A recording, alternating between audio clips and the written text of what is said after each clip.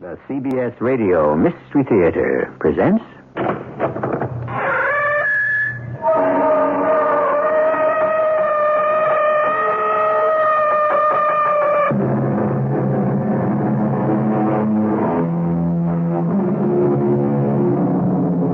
Come in. Welcome. I'm E.G. Marshall, your host for another excursion into the dark and frightening world of the macabre. I've been presiding over these trips away from the ordinary world for a long time, and every one of them turns up a surprise. As you look around, you'll see that we're in New Hampshire, and this is Wheeler College.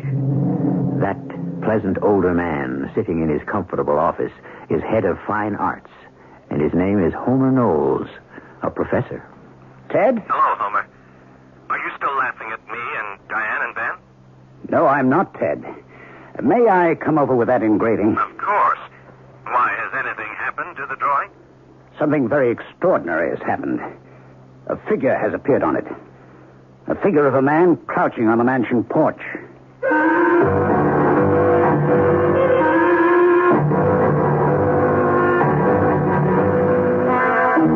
Our mystery drama, The Figure in the Moonlight, was written especially for the Mystery Theater by Roy Windsor and stars Patricia Elliott and Paul Hecht. It is sponsored in part by Buick Motor Division and Contact, the 12-hour allergy capsule. I'll be back shortly with Act One.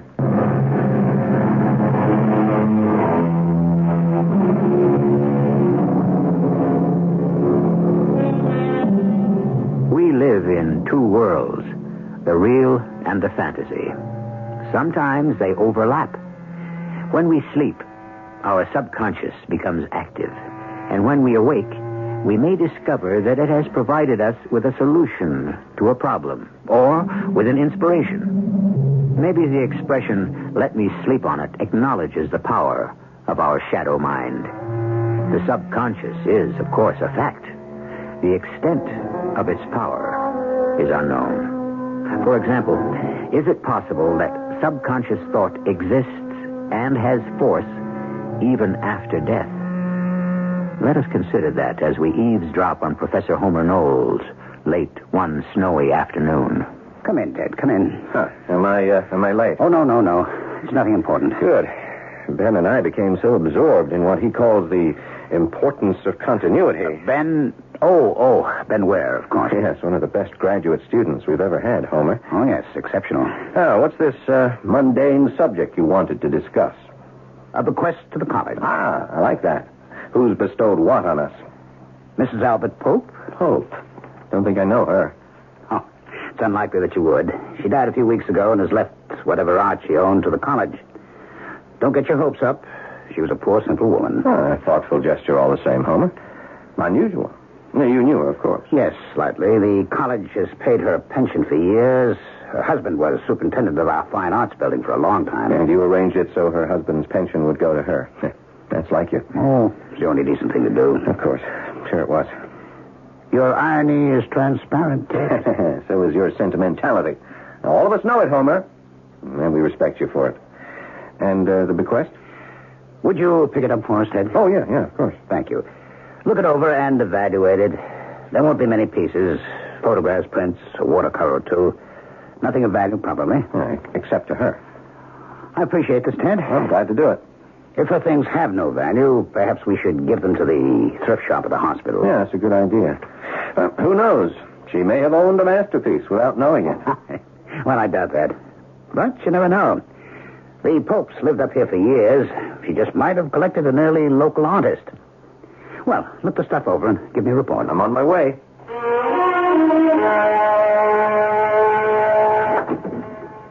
Is that you, Ted? Hi, darling. Here, give me a hand. Now, what have you dragged home? The soul of Mrs. Albert Pope. Give it to me in English, Professor. No, I mean it. Here, take this old photo album. All right. Yeah, this big portfolio is heavy. Where did you get all this junk? Homer had me pick it up from Mrs. Pope, the late Mrs. Pope. She gave all this stuff to the college. I gave it a quick glance. Find anything? You know my dream. It won't come true this time, Diane. No, there's no treasure here. But there is one thing that's interesting. Here, let me hang up my coat and I'll show you. But Ben's expected any minute. It's almost 7. Oh, it is? Oh, I didn't realize it was so late. Oh, this will only take a second, Di. Now, come on. I want you to see this and take a look. Hey. Oh, it's really quite lovely. Yeah, it's pretty good engraving. All the other stuff has no real value. Reproductions, mostly Van Gogh. 2 of the sunflowers are Renoir. She had good taste. Yeah, and a lot of photographs. Ben might like them. He collects pictures of old New Hampshire houses. Then he ought to have this engraving. Hey, that's an idea. Well, what do you think of it? I like it. That's a fine Victorian house and grounds. Whose house is it, do you know? No idea. Yeah, it is a pretty good engraving. Clean lines, flagstone path leading up to a wide front porch, 3 floors. Nicely framed by firs. Look, the house plantings are very well done. But? You know as well as I do, Di.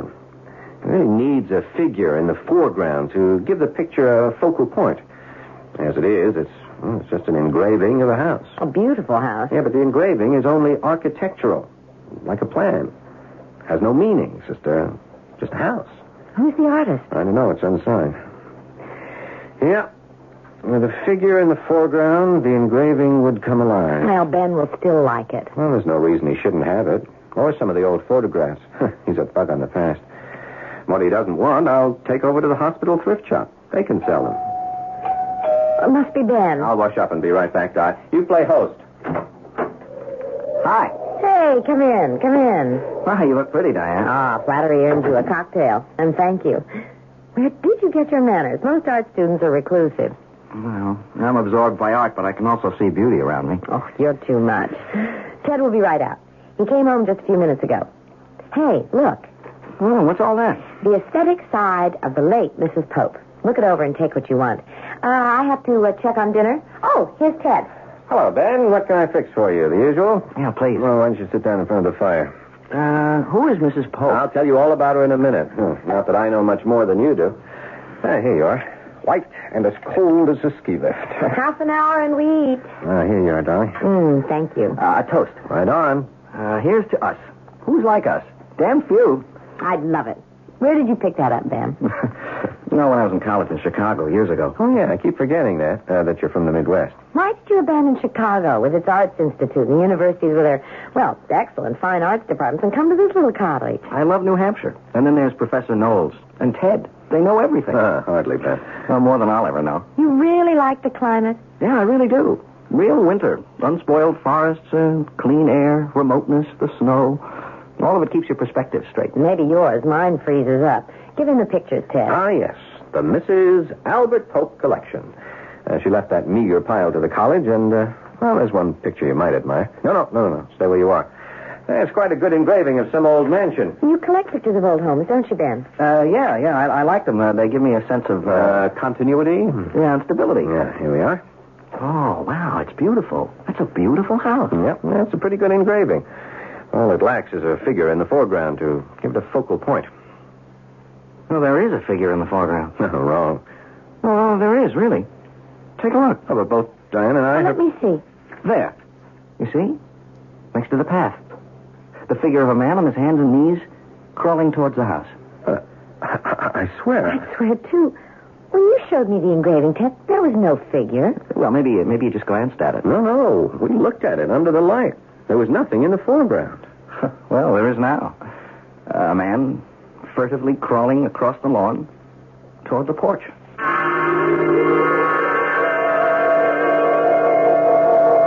Ted, Yes, darling? are you going to stay up? It's late.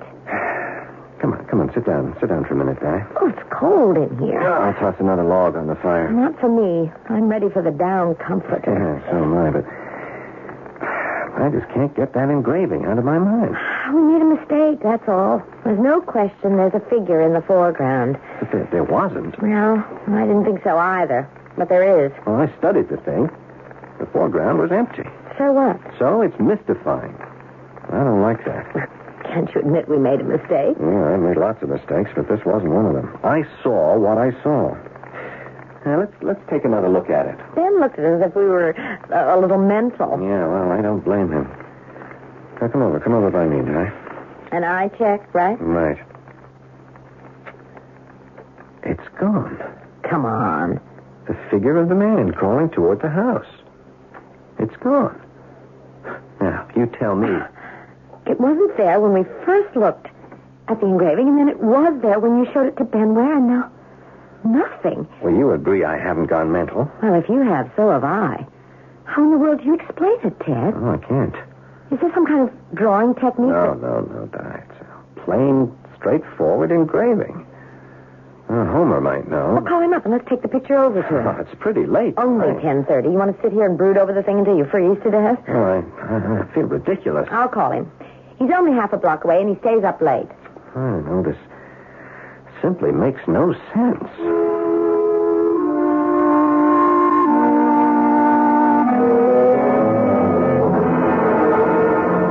Ted, you expect me to believe that the engraving had no figure in the foreground, and that then one appeared, and that now it's gone again? Well, see for yourself, Homer. Well, that won't do much good. I never saw the figure. Oh, this is just foolish, Ted. Well, here, take a look at the thing. Well, it's quite good. Not valuable, but well etched. The prize among the collection of Mrs. Pope? Yeah, well, the rest is nothing. It's prints and a lot of photographs. The house looks familiar to me. Well, that's the clue. I mean, if we knew the history of the house, we might be able to explain this phenomenon. Oh, phenomenon, my foot. But honestly, Homer, the three of us saw what we saw. Oh, let me see. I wonder if that could be the home of that young judge, long since dead, who... Now, what happened to him? Oh, yes. Now, I remember. He shot and killed a man for trespassing. Good heavens. Why the devil would Mrs. Pope have the engraving? Now, who was the judge? Oh, I just can't remember. It was years ago. Maybe as many as 25. Did you say he killed a man? Well, can you remember who? It might have made news. Oh, not as much as you might think, Ted. It was an occurrence. Murder is an occurrence? Up here, a man's property is inviolate, Dan. Homer, who was killed? Oh, my goodness. I remember now. It was Albert Pope. Aha. The Fine Arts Building Yes, superintendent. that's right. A man with a bad habit. When he went hunting, he wandered everywhere. He trespassed. The judge... I wish I could remember his name. Well, he warned Albert once, and the next time fined him and jailed him for a week. And the third time, the judge shot and killed him. Yes, that's right. Incredible. And the judge lived happily ever after. I don't know. Well, that's some story, Homer. It's pretty grim, but it has nothing to do with your disappearing figure. All the same, I'd like to know the whole story. You've aroused my curiosity. Let me check into it. I'd appreciate it, Homer. You may smile at what we told you, but unless Di and Ben and I are deluded, that engraving has the power to change itself. I mean, it's weird. The only explanation is supernatural.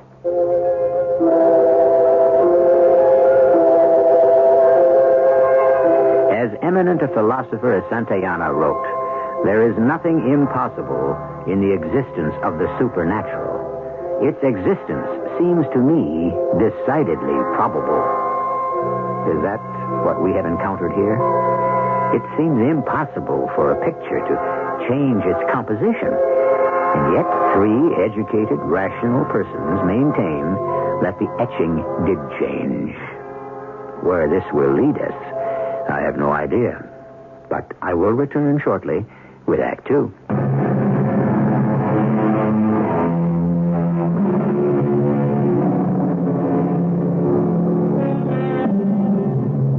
We've gotten ourselves into a byway in the strange world of the macabre. And it has led us to a small college town in New Hampshire and to an etching of an old mansion that seems to have the power to change its composition. There's no rational explanation for it. Is there an irrational one? The subject puzzles and disturbs Ted Morris, an assistant professor of fine arts. Perhaps the history of the house will reveal a secret, a clue. But even as he thinks it, he smiles in disbelief. Oh, boy, I just... Since when have you begun talking to yourself? Oh, yes. Good morning, Ben. My mother says persons who talk to themselves are crazy. Well, she's absolutely correct. I have gone over the edge. I see. That's why you sit there behind your desk grading papers and mumbling to yourself? Is that what I'm doing? Yeah, that's what you were doing. What is it? Ben, there is no figure of a man crawling across the lawn up to the house. But we saw it. No, it wasn't there when I first looked at the engraving. Then you picked it up, and there it was. And last night, I looked again. The figure was gone. That's crazy. Oh, we are. I showed it to Homer Knowles. He smiled, but, he's going to indulge me. He's going to track down the history of the mansion. Oh, good. Yeah, I'd like to know the story. You any idea where the mansion is located? No. But Homer did recall that it belonged to some judge, a despotic kind of guy. Now, it seems this Albert Pope was an inveterate trespasser. And finally, the judge blasted him. End of Albert. End of our building superintendent. No charge brought against the judge. Wow. Jungle justice. Yeah. That's some story. Well, there may be more to it. Homer's trying to find out. When he does, you're welcome to it, and to the etching. I know you like photographs and paintings of old houses. Well, there's more to it than that, Ted. I don't know, for some odd reason, I'm sort of drawn to it.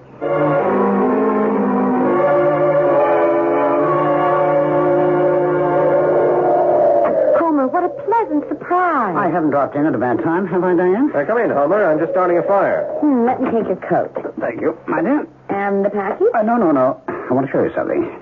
Set down engraving. Had any luck about the history of the house? I'll come to that. But, take a look at the thing. I can't believe it. Well. So I'm not crazy. When you showed me the picture last night, there was no figure in it. Now, look then. Yes. A figure crouching on the porch. Very sinister. A creeping man. He vanished. And now he appears again, this time on the porch. You know, we're seeing something being acted out. I refuse to believe it. Now, this is nonsense. It's a very old engraving. Changes in the atmosphere may account for these subtle changes. I can't explain it, but that must be it. And our imagination. No, that won't do. We are not imagining what we can see. Now, I want to know about that house, the judge, and that creeping figure. And what have you learned, Homer? The mansion belonged to a Judge Asa Lawrence, a young firebrand. Came to the bench in his 40s. Where? Earned his degree in Boston, went into practice in Orton, and became a judge in 1950. He had a rather heavy hand, really enforced the law. And shot and killed Albert Pope. Oh, no question about that. Oh, he must have been mad. No, he wasn't. The amateur deer hunters from Boston and New York still swarm all over the area during the seasons, and they shoot at anything that moves. Sometimes at each other. And they can't read. The no trespassing signs mean nothing to them. They've got their guns, and by George, they're going to shoot something. Yes, they're a menace. Well, Judge Lawrence fined them dizzy. But he murdered Albert Pope. Oh, he warned him time and time again. Fined and jailed him. But Albert did what he pleased. And his wife became a widow. Anything else, Homer? And what about the judge's mansion? It burned to the ground. The judge died from smoke inhalation. When? Recently? No. It's about 3 years after he killed Pope. And when did all this take place? Roughly.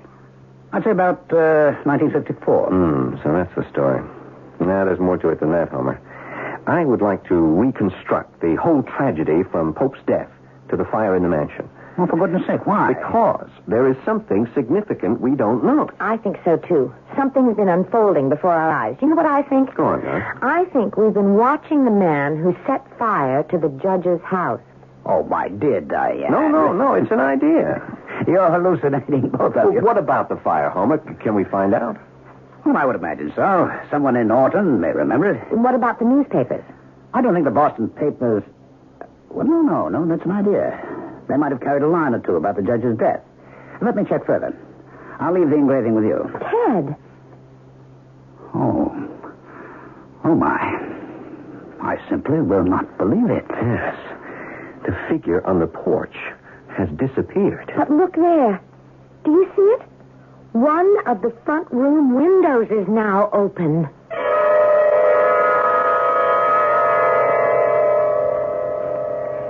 Ted, dear, may I suggest we pack our bags and make our getaway from this forsaken spot? Oh, it's got you, has it? It's driving me up the wall. That engraving is, well, it's evil. Oh, forget about it, darling. How can I? How can you? We have to explain what's happened to it, Ted, or the whole thing will nag at us until we see ghosts in every corner. Do you believe in the supernatural? No, of course not. I don't think I do. Who can explain everything? It's beyond me. It means something. Something bad. I don't think you ought to give it to Ben. It might do him some Oh, harm. nonsense. He's drawn to it. He said that? Yeah. Oh, I'll get it there. Ben's drawn to the engraving. How odd. Is this the home of the magic picture? Oh, come in, Ben. Go easy on the magic picture talk, huh? Diane is terribly upset. Oh. Make yourself at home in the Institute for the Befuddled. Oh, anything new happened? Yeah, two things. Homer brought the engraving back, and there, as plain as day, was a figure crouching on the porch. Then the figure disappeared, and there was an open window in the living room of the house. This is really crazy, isn't it? Oh, the engraving is yours, Ben. Homer said to give it to you. Oh, well, thank you. And I'll thank him. You don't want it, Ben. I think it's evil. It has turned back time to some previous awful event. Well, that's a little hard for me to follow. Well, radio sound, all those trillions of airwaves out there, right here in this room. Now, look, I once read or heard that maybe someday science could capture some of those never-ending sounds. They go like ripples when a pebble is tossed into a pond. You know what I mean? Yeah, I do. Science fiction. Maybe not. Wouldn't you like to hear Caesar speaking in the form, or Cleopatra, Disraeli, and any other great man or woman? Yes, but airwaves are fact. I mean, what's that got to do with the changing engraving? Well, could it be possible that here's the engraving of the house, and it's lovely and all that, and then something comes along to defile it, and it's somehow recorded? Well, that assumes that the house is a living thing. Well, isn't it? A house has its own character. Now, this is too far-fetched for me, Diane. Look, do you believe in the supernatural? I've already asked Ted. Well, yes. I can't define what I mean by it, but insights come to me that I can't explain. Like, well, coming up here for graduate study, something compelled me to. There was some kind of intervention in me that led me here. That's all I'm saying, Ben. That's it. There must have been some kind of intervention with the house, and it's recreating what it was. It has a mystery to reveal, or a tragedy to show us. I swear it. So it's like a soap opera, huh? Tune in tomorrow to find out what happens next? Yeah, except that they never end, do they? This will end. We watch the picture.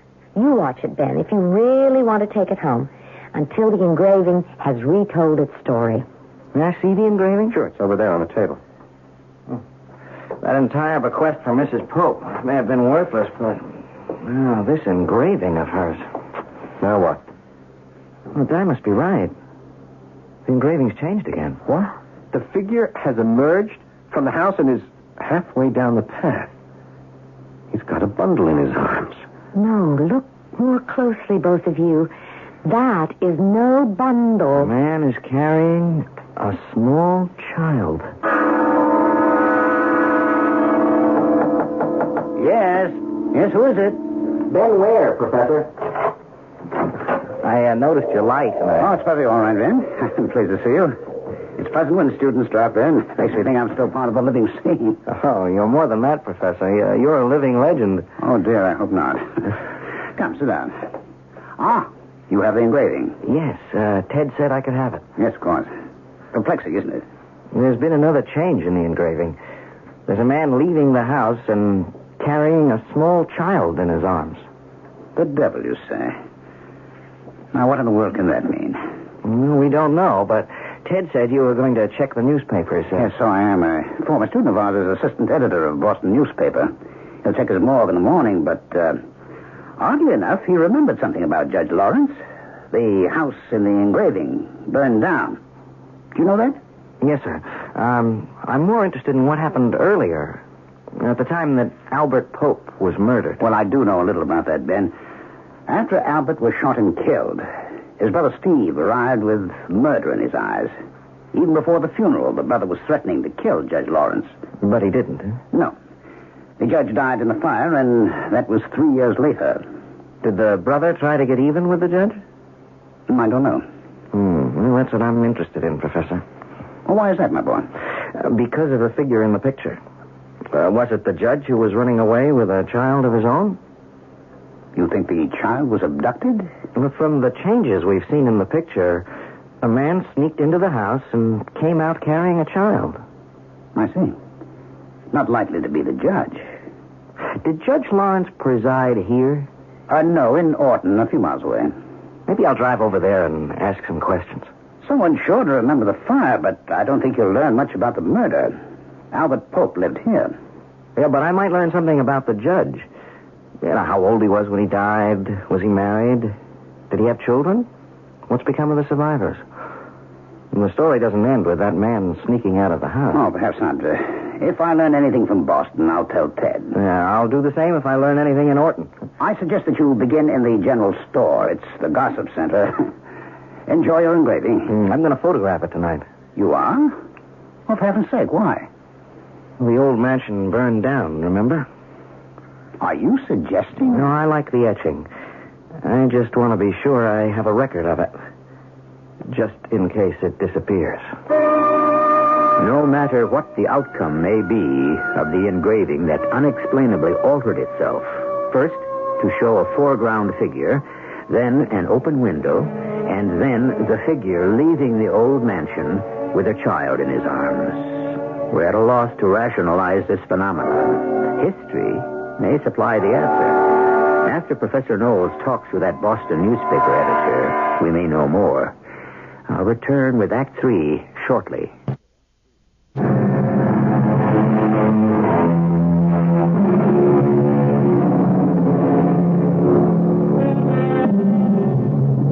You've heard of the poltergeist. That word is German for noise and ghost. Many will attest to visits by these noisy phantoms. They're noisy, all right. Rapping here and moving objects there. They exist. No question about it. Well, if they can manifest themselves as supernatural visitors, why can't we accept what we have already heard? An old engraving of a house alters itself, and what the beholder sees begins to piece together a tragic story of long ago. So far, we know of a murder, a death in a fire, and we have had a hint of an abduction. It is late the next day at Ted Morris's house. Ben may stop by Homer if he returns early enough from Orton. You know, he was correct about one part of the story, Ted. Ben suspected that the figure carrying the small child from the house was a kidnapper. I knew it. I spoke to a friend of mine in Boston late this morning. The back issues covered the story. And briefly, it's an ugly story. Someone kidnapped the judge's child? No, Diane, let's take it step by step. Huh? Albert Pope was murdered. His brother Steve came up here from Chicago for the funeral. He was outraged at Judge Lawrence. And a week later, the judge's small boy, about 3 years old, was abducted. The brother did it. Well, that's what everyone assumed, but there was no proof. Steve Pope was arrested in Chicago, but he was freed for lack of evidence. But there is more to it than that, Ted. Whoever kidnapped the child committed murder. No. The governess was stabbed to death. Good Lord. I wondered how a man could break into the house and walk away with a small boy without being detected. And the judge's wife? That's another part of this tragic story. She had died in childbirth. Perhaps that explains in part why Judge Lawrence was such a harsh man. He married late, and by the time he was 40, he'd lost his wife, and then his little boy was abducted. What a tragic story. Yes, I'm rather sorry I unearthed it. And they never found a trace of the child? None. The search went on for months. The loss, Judge Lawrence's 2 losses, seemed to break his spirit. How is it possible for... No, I suppose it is possible. I was about to ask how a child can just vanish. Well, in a big city, it's not all that difficult. The child is abandoned at an orphanage or at a home. But they'd report it, Ted. Well, they should, but just read the papers. There's always a story of an abandoned child. Well, there's the whole story. Yeah, and the etching recreated the facts. Yes, the essential ones. The story without an ending. Has this Steve Pope ever been back here? Or did you ever speak to Albert's widow about all this? No, but I have been wondering how Mrs. Pope came to acquire the engraving. My guess is that she simply bought it. Yeah, but why would Mrs. Pope want a picture of the home of a man who killed her husband? She may have wanted it as a reminder of her husband's murder. Yes, as a talisman. Albert was a happy-go-lucky fellow.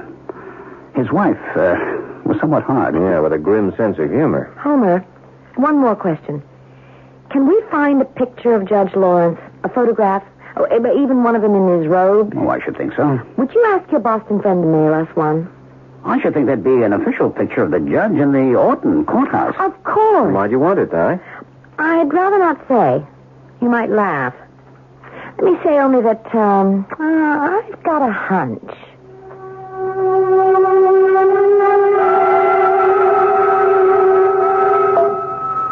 really must thank Professor Knowles. He's gone to a lot of trouble about the story behind the engraving. Well, it's been diverting, Ben.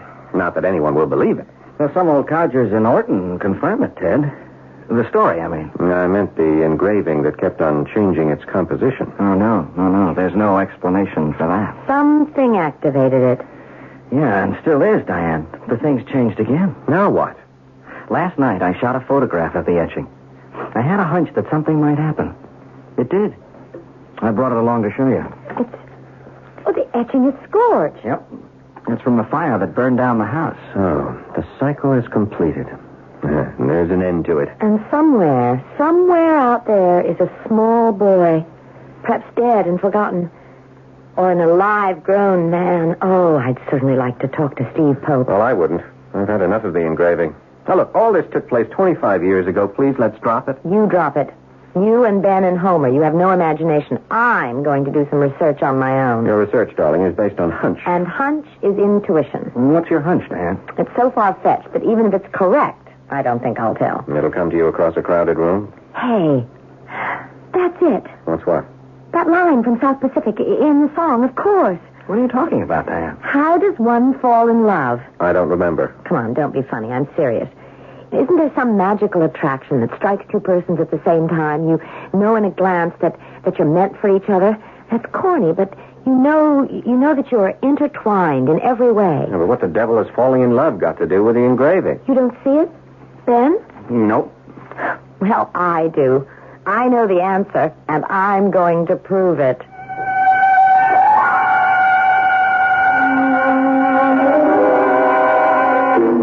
Now, Diane, why won't you tell me? Because if I'm wrong, I'd look like a fool, and I don't want to cause embarrassment. Would you give me a hint? I'd rather not, Ted.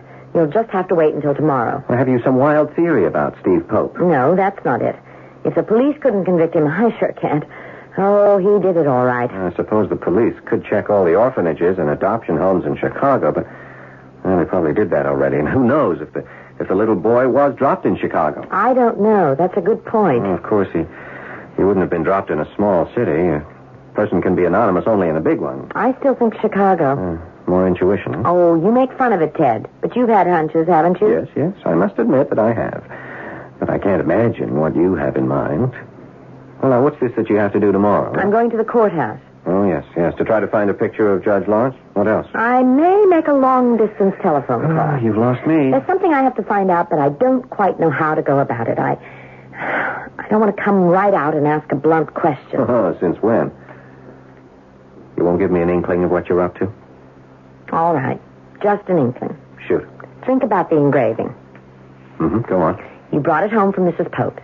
You said it lacked a figure in the foreground to give it a focal point. That's right, I did. When did the figure appear? The second time I looked at it. Think about what you just said, my dear Ted, and you'll have the clue.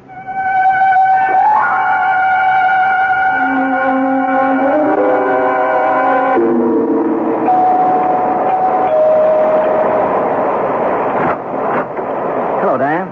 Ben, come in. Oh, what a grisly day. Oh, I love it. You have to be crazy, but thanks for coming to my rescue. Drop your coat and come in. I have hot coffee. Great. Ted had to take the car. I know. He's giving a lecture in Putney. I'll be glad to drive you to Orton. Oh, that's very kind of you, Ben. Do sit down. This will warm you up. Oh, thank you. Are the roads passable? Yeah, sure. And Orton's not far away. Nice little town. I had a good visit there. Did I tell you I saw the judge's former estate? No. The house is gone, I suppose. He leveled years ago, and the rubble's been hauled away. The land's been developed. Who owns it now, do you know? Some real estate company, Country Homes.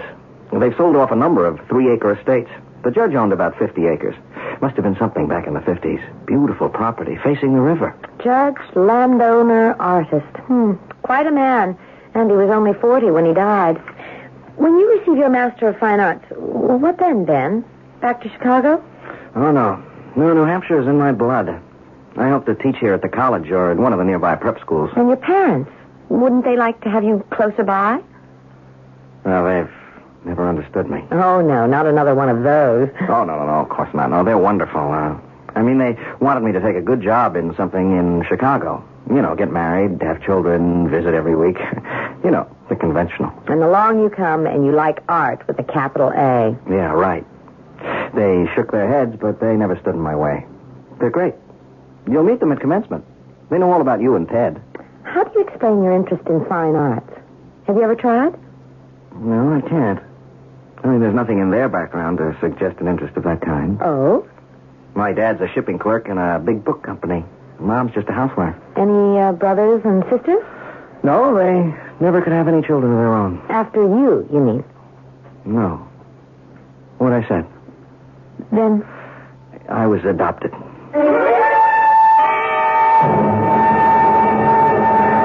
Oh, wow, what a drive. How did the lecture go? Beautifully. Did Ben drive you over to Orton? Yep. You found what you wanted? Yep. Hey, would you knock off the country dialect and tell all? No. Wait a second. You have been devious, haven't you? Yep. Would you please stop that? Now, you insisted that I drive our car because, and don't say yet, or I'll slug you, you wanted to be with Ben. Yep. Oh, Ted, you're marvelous. Yes, and you're replaceable. Do you know that? Now, stop being coy. Did you find a picture of Judge Lawrence? I found more than that. My intuition was correct. Well, tell all. Not so fast. Telephone Homer and insist he come right over this minute. I want both of you to hear what I have to say. And then, and I'm not joking, Ted, we have a vital decision to make.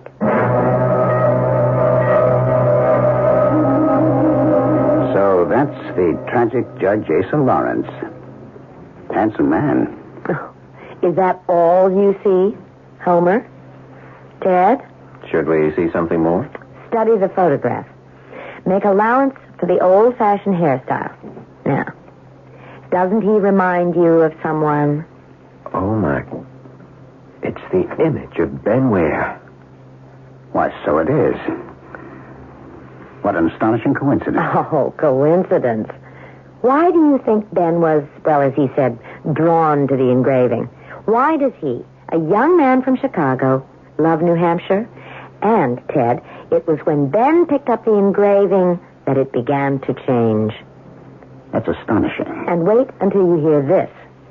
Ben was adopted. Judge Asa Lawrence was Ben's father, and Ben was the little boy kidnapped soon after Albert Pope's death, taken to Chicago, abandoned, and adopted by Ben's foster parents, the Wares. Incredible. But true. So, now, gentlemen, what do we do? I don't know. Homer? Conceal your discovery, Diane. Ben's a happy young man, and Ware is a good name. If we tell him what we know, his life would be violently disrupted. The publicity would be unnerving. We'd cause trouble for Ben's foster parents and gain what? Nothing. But he'd inherit... Oh, after almost 25 years, Ted, I doubt if there's anything to inherit. That's my advice. I agree with it, Homer. Yep, so do I. I hope the judge would understand. So, once again, we complete an odd tale with an ending you may wish to challenge. It is a hackneyed proverb that states that the violent by violence fall. But hackneyed or not, it's true. Frontier justice draws retribution. That is the tragic moral to be drawn from what we have heard. I'll return shortly.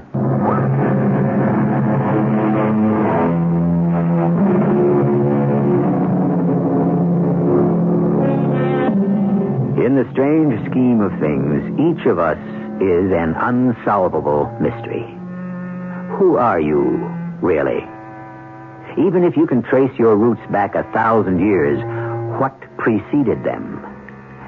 We are the creatures both of heredity and of environment, and what stirs in our subconscious cannot be exactly explained.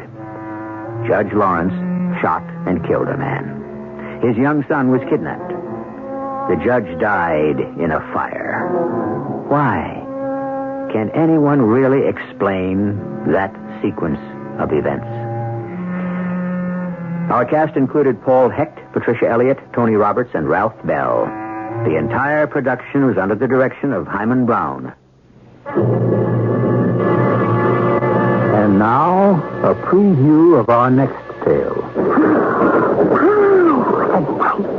Can't see anything out of this window. For all we know, we could be plunging straight into a void. Well, I doubt it. As long as the train stays on the tracks, they do lead somewhere, you know. Why? I wonder where. Skeffington Junction. That's where I'm headed. Are you sure? I don't quite understand. I saw a play once about some people on an ocean liner traveling in a fog. And none of them really knew where they were going. Oh, yeah. Outward bound. That's right.